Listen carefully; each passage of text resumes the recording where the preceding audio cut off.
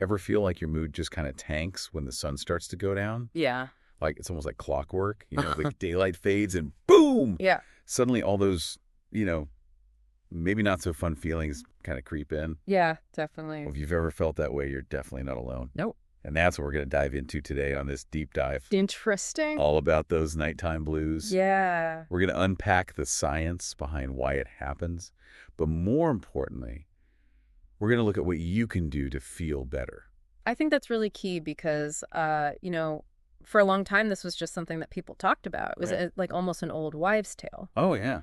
But now research is actually backing up this whole phenomenon of, your mood and the time of day being connected. Yeah, absolutely. And that's what's so fascinating about this health.com article we're looking at, why you're depressed at night and how to feel better. Mm-hmm.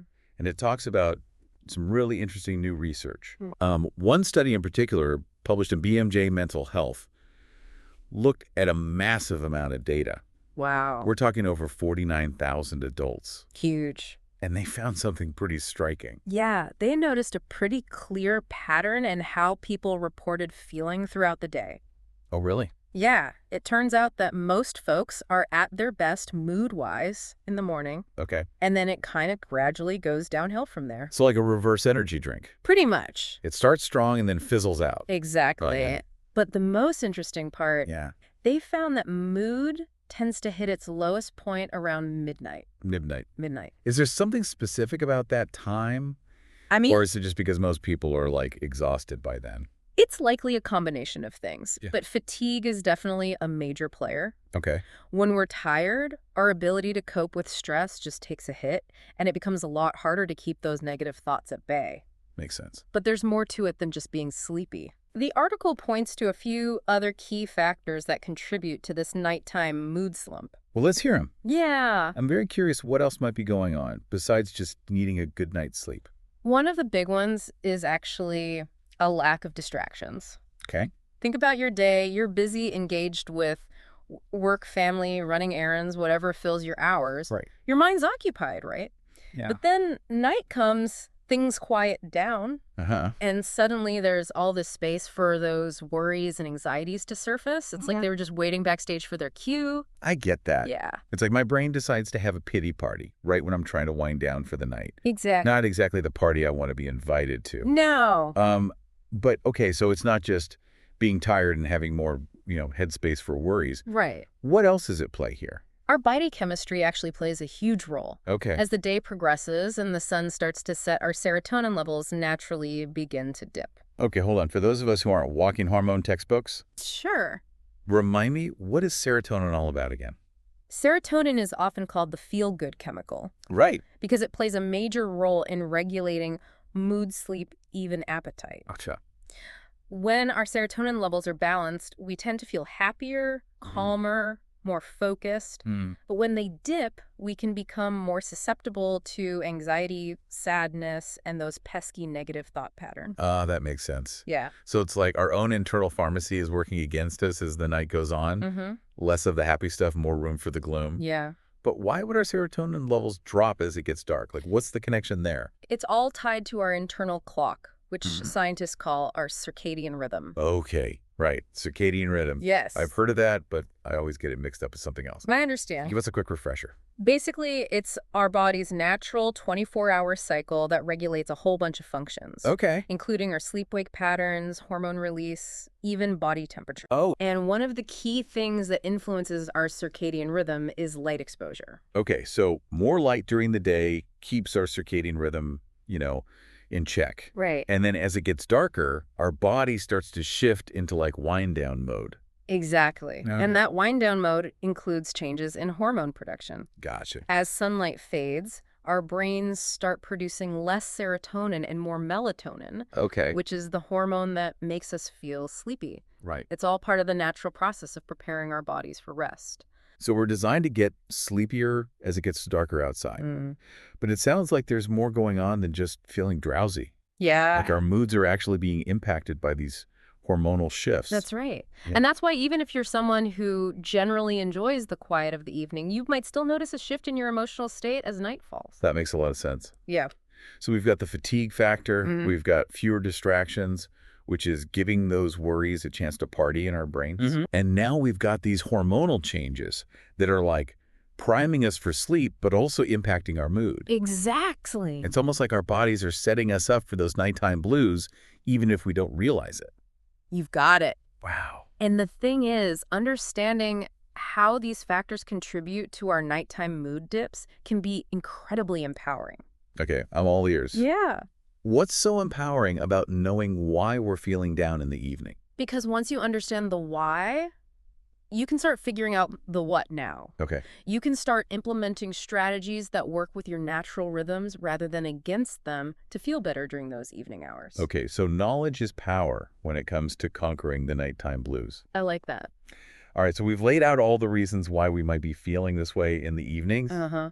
but let's get to the good stuff. Yeah. What can we actually do about it? Let's dive into some strategies. The article suggests several things we can do, and they're all about working with our natural rhythms to create a more balanced, positive experience, even when the sun goes down. Well, don't leave us hanging. Okay. Let's get into those strategies. All right, so we're ready to fight back against those nighttime blues? Okay. Where do we start? One of the most powerful things you can do is establish a calming nighttime routine. Oh, okay. It's all about signaling to your mind and body that it's time to unwind and transition into rest mode. Okay, so we're talking about creating a ritual to help us wind down. Yeah. What kind of things should we be doing? Think about activities that help you relax and de-stress. Okay. Reading a good book, taking a warm bath, light stretching, or even just sipping some herbal tea. Okay. The key is to choose things that you genuinely enjoy and that help you feel more grounded and peaceful. I can definitely get behind a pre-bedtime ritual that involves a hot bath and a good book. Yeah. Sign me up. Nice. But what about those of us who are glued to our screens until the moment our head hits the pillow? Ah, yes, the screen time dilemma. Yeah, That's a big one. it is. The blue light emitted from our phones, tablets, and computers actually suppresses melatonin production, Uh-huh. which makes it harder to fall asleep and can disrupt your sleep cycles. So even if we're watching something relaxing before bed, that blue light is still messing with our internal sleep clock. Exactly. Uh, It's like telling your body it's still daytime, even when it's time to wind down. oh, The article recommends avoiding screens for at least an hour or two before bed. wow. I know it can be tough to break that habit, Yeah. but it can make a huge difference in the quality of your sleep and how you feel the next day. I'm hearing you. Uh-huh. I'll admit I'm definitely guilty of scrolling through my phone in bed sometimes. I think a lot of us are. But I'm willing to give that screen-free time a try if it means better sleep and a brighter mood in the morning. I think you'll be pleasantly surprised. Okay? And while we're talking about creating a relaxing sleep environment, remember that it's not just about the activities you do before bed, but also about the environment itself. Gotcha. Make sure your bedroom is dark, cool, and quiet. Yeah. Think of it as your sleep sanctuary. I love that a sleep sanctuary. It's making me want to go revamp my bedroom right now. Yeah. But okay, let's say you've got the perfect sleep sanctuary. Mm-hmm. You've got a relaxing bedtime routine. Yep. And you're still struggling with those pesky negative thoughts swirling around in your head. Yeah. The article also mentions some mindful ways to deal with those, right? Yes, absolutely. Okay. Journaling before bed can be a great way to download those thoughts and anxieties onto the page. Right. It's like giving them a place to go instead of letting them bounce around in your head all night. I've tried journaling before, but I always feel pressured to make it sound profound or poetic or something. Yeah. Any tips for those of us who aren't exactly wordsmiths? Don't overthink it. Yeah. Just let it flow. Yeah. It doesn't need to be perfect or grammatically correct. Okay. Think of it more like a brain dump. Just get those thoughts out of your head and onto the paper. Even if it's just a list of things that are stressing you out, getting them out of your head can be incredibly freeing. So it's more about releasing those thoughts than crafting the perfect prose. Exactly. Got it.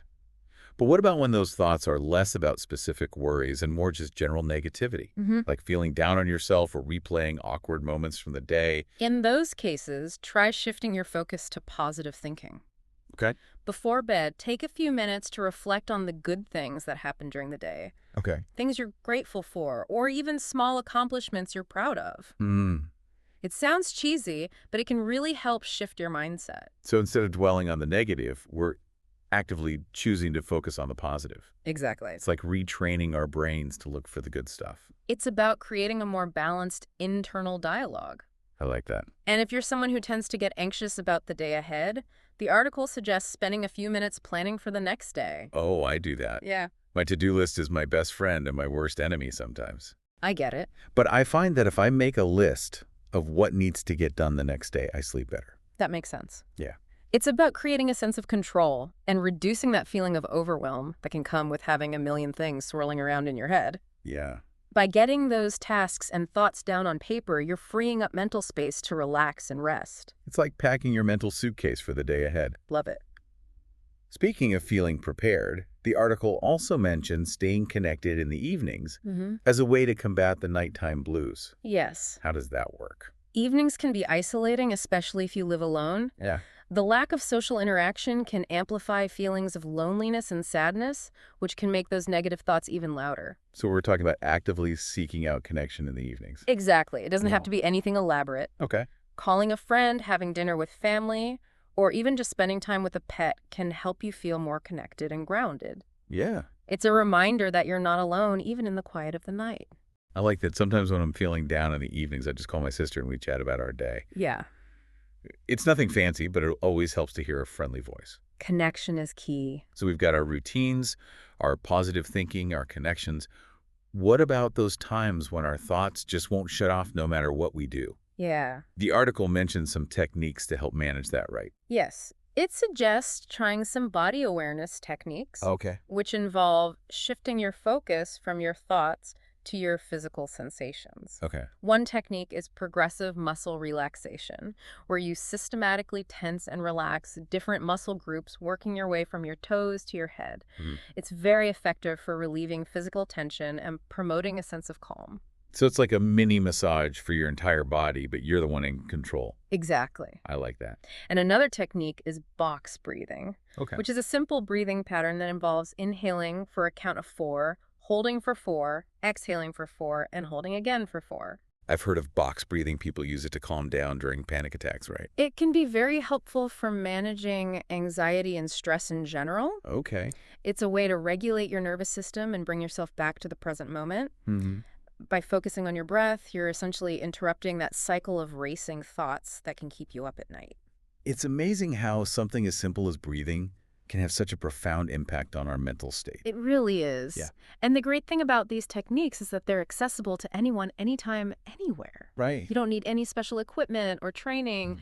It's all about tapping into the power of your own body and breath to manage those nighttime blues.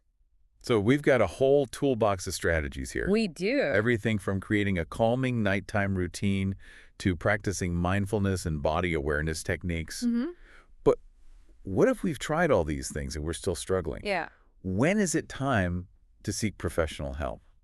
That's a great question. And it's important to remember that we're not mental health professionals. Right. If you're experiencing nighttime anxiety or low mood consistently and it's impacting your quality of life, it's absolutely crucial to reach out to a qualified mental health professional. So we're not talking about the occasional bad night here. Right. We're talking about a persistent pattern of distress that's interfering with your ability to sleep, function, and enjoy life. And there's no shame in seeking help, right? Absolutely not. Okay. Mental health is just as important as physical health, and seeking professional support is a sign of strength, not weakness. Therapists and counselors are trained to help you navigate these challenges and develop coping mechanisms that work for you. Right. There are also evidence-based therapies like cognitive behavioral therapy that can be incredibly effective in managing anxiety and depression. It's about giving yourself the tools and support you need to feel better. Exactly. So if you're struggling, don't hesitate to reach out. There are people who can help. Yes.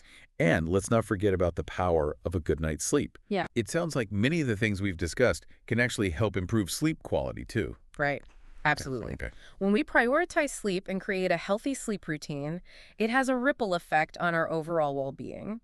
It can improve our mood, boost our energy levels, and even strengthen our immune systems. It's like hitting the reset button for our minds and bodies. Exactly. I like that. And when we wake up feeling refreshed and energized, we're better equipped to handle stress, manage those difficult emotions, and face the day with a more positive outlook. Yeah. It's a win-win. It sounds like a good night's sleep is truly a superpower.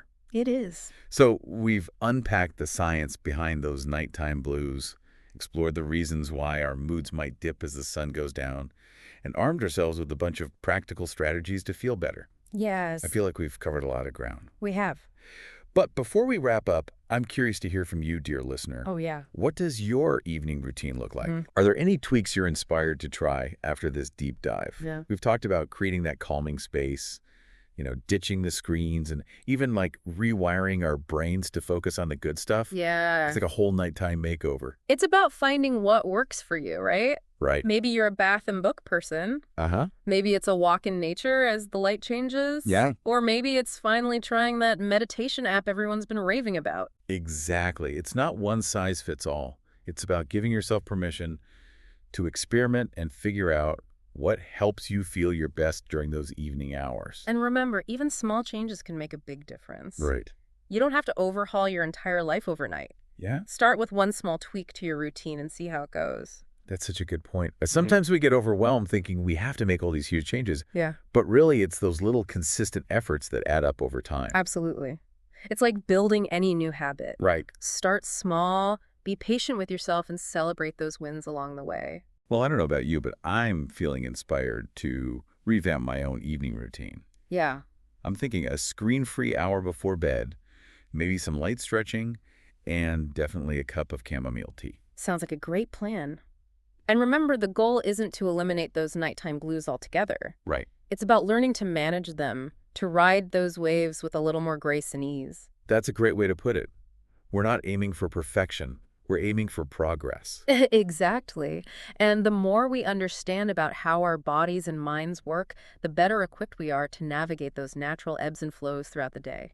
We hope this deep dive has given you some new insights and maybe even sparked some ideas for how you can create a more peaceful, positive experience during those evening hours. And if there's one thing we want you to take away from this, it's this. Okay. You have more control over your mood and well-being than you might realize. Mm-hmm. By tuning into your natural rhythms and making conscious choices that support your mental and emotional health, you can transform those nighttime blues into a time for rest, reflection, and rejuvenation. Beautifully said. Until next time, sleep well, stay curious, and keep diving deep.